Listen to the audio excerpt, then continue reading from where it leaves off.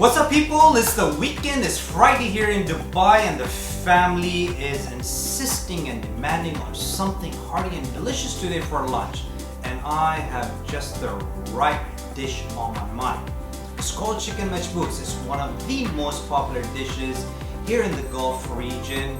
Once upon a time, it was strictly cooked during big weddings and ceremonies, but today they usually cook it mostly during Ramadan and on the weekends when you have friends and family over.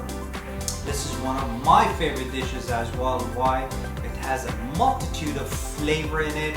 You get to use all these exotic Middle Eastern, Asian spices and herbs into it, such as your saffron. You have this chicken that we're going to use today. By the way, you could use meat, chicken, and fish to cook this dish, but I'm going to be using chicken. So you get to marinate your chicken in saffron, cinnamon powder, cardamom powder, and then basically cook it on a bed of rice that has also been marinated and spiced with all these spices. And then finally it's executed with crispy fried onions, dried nuts, and fruits. I mean, wow.